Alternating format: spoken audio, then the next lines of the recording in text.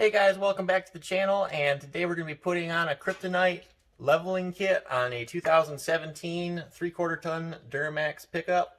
And so anyway, this is the kit that we've got, and it's labeled as the 11 to 19 2500 HD 3500 upper control arm kit. And what come with that was some keys, two upper control arms, two ball joints that will bolt into these upper control arms, four bushings that are greasable and serviceable that will go into the upper control arms, and this particular kit also came with a set of Bilstein shocks. So we'll get right into it and get this put on. But before I do that, I did, just for reference, want to go ahead and grab a tape measure here and go ahead and just measure this front to back and see where everything stands right now with its stock. So at the front, off the side of the tire here to the fender, 9 inches in the front, right front. In the right rear, off the shoulder of the tire, we're just past 11 inches.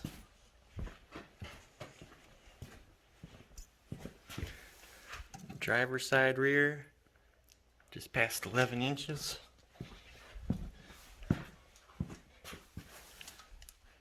Driver's side front, right about 9 inches. So that's where everything sits stock, and we'll get moving. Start with getting your truck either lifted up or hoisted up, whatever kind of equipment you have. So I have a lift, so that's what I'm using. This can be done with a floor jack if you like, or whatever you have at your disposal. But I started with taking off the upper control arms, ball joint first, and from there moved on to loosening up the cam bolts.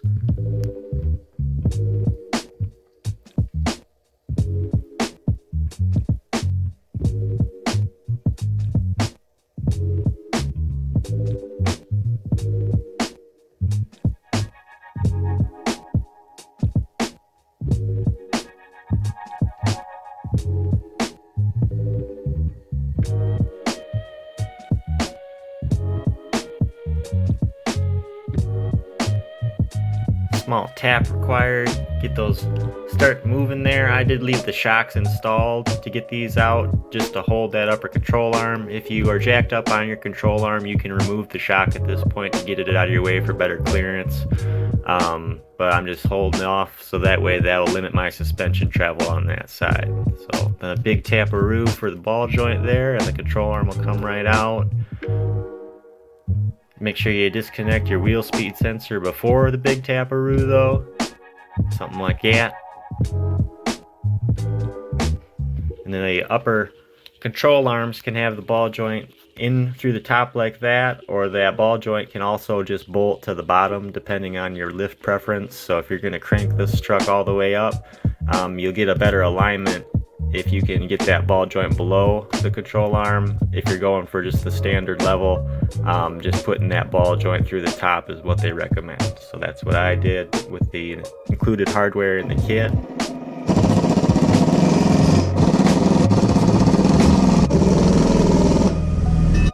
And a pair of channel locks did the trick to get the bushings together and the control arms, so they were a very nice fit.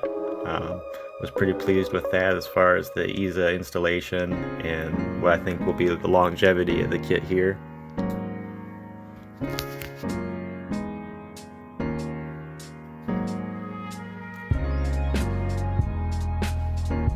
And then you can reinstall the control arm, get your cam bolts through. And what I like to do is just kind of see what the witness marks were from where they were at beforehand, and then it'll obviously need to get an alignment afterwards, but you'll get close as you can really be, I guess, to just guess if you just put those cams back in where they were, if your alignment was close to correct before, most of the time at least. Like I say, you'll need to actually get it professionally aligned to get your best results, and you should put your grease zerks in probably before you put the control arm on the truck. I was concerned that I might just nick one of them off going into those pockets, so I held off just to see what this first side was like. So I just put the grease zerks in after the fact. It wasn't really a big deal either.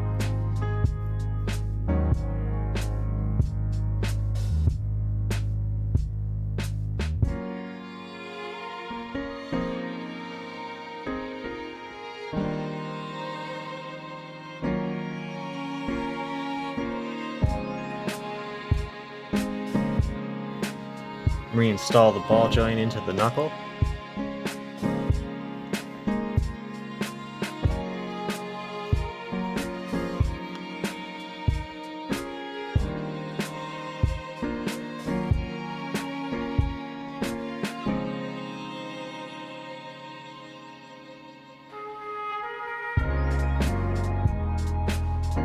And I like to nip the tip.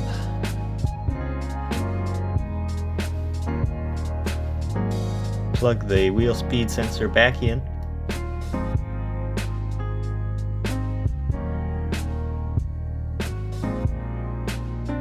And then here I'm tightening the cam bolts back down. And then, like I say, just use the witness mark you should have there from where the cam originally was. And also, if you have any little plastic inserts in that cam, that's just from the factory. That means that that's probably never been adjusted, and you should just pop that out and do the guy who's going to be doing the alignment on your truck a favor, because otherwise he's going to have to otherwise. So you just get them out of your way. You don't need them there. And from there, you can give everything a few shots of grease, get everything lubricated.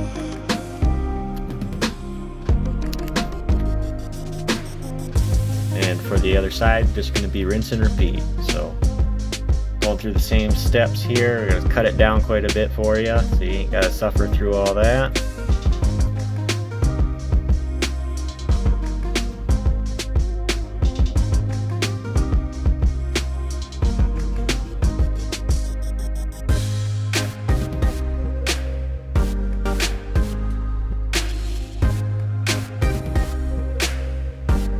And now moving on to the torsion bar keys. So you can remove the factory adjuster there, and I use a ball joint press to depress the torsion key.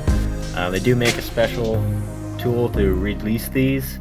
It's similar in design to the ball joint press, but a little different. But I've always been able to get these with a ball joint press, so if you happen to have a ball joint press, or if you don't, you can rent one from any local auto parts, pretty readily available. But those will get in there, and you can see, take that out of there, your adjuster, let the tension off of the key,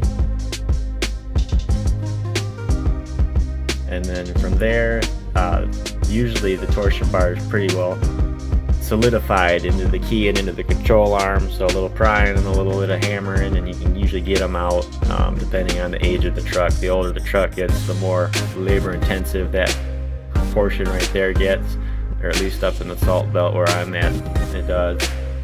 And you can reinstall the new key.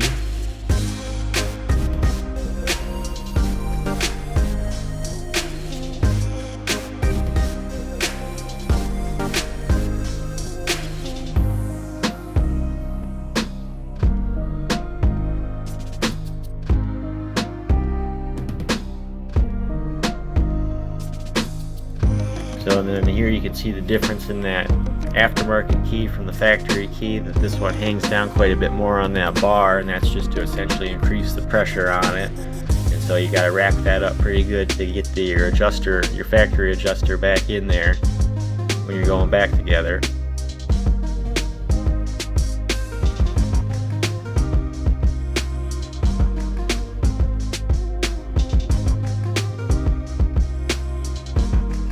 Release the tension back onto that little block, and then you can put the factory adjuster back in there. And again, I just go back up to the witness mark or where it was adjusted before, usually, unless it was way out of whack or something, but that's a good starting point, and then you can adjust your final ride height from there.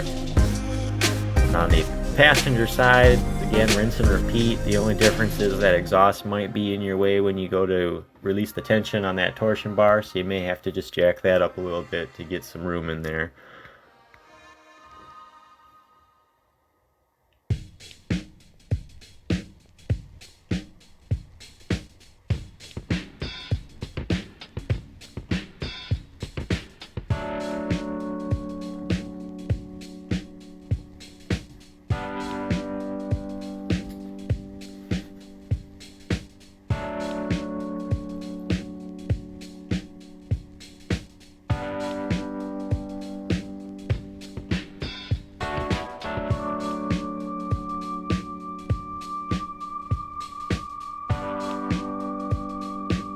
And for the shocks, it's nothing crazy. In the rear, you just gotta make sure you have your axles supported.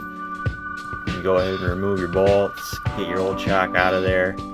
These particular shocks weren't even that old. You can see they're Ranchos. I don't know how long they were on the truck, but get those out of there and get the bolts started up there for the top.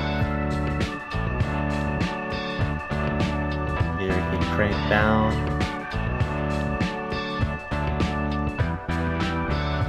And then the front shocks here, taking those off, and I let the lift down onto the ground so the lower ball joints, I actually had some 4x4s on each side that I set the lower ball joint studs on to do this, so that way all the load was at least on those control arms and that shock was no longer holding that tension from that torsion bar. So then you get that shock out of there and then just reinstall the provided shocks for this kit. So this was labeled as a stage 3, I think, leveling kit there from Kryptonite.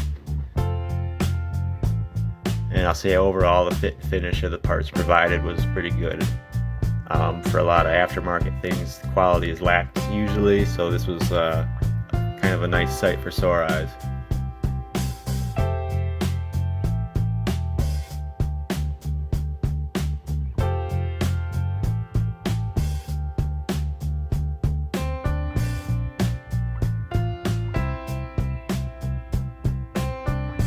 And also on top of these shock mount studs here for the front, the wiring harness there has some loom and everything, that there's a couple little plastic tabs that go down on those studs on each side for the Duramax application at least. So you just got to make sure you get those popped off before you remove your shock and then back on after the shock's reinstalled.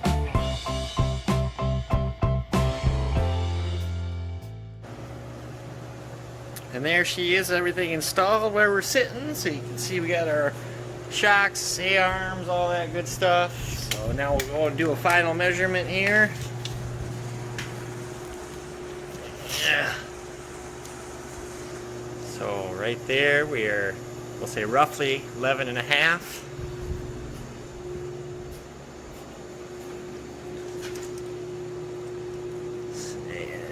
About 11.5.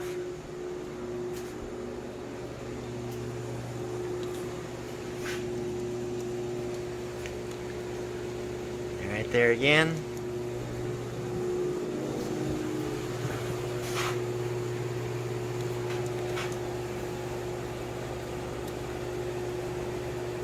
And then right there again. So sitting pretty level right there. So this truck does have a plow that goes on it, so it'll probably help out quite a bit in the winter time when you're using that. But anyways, so that's all there is to that.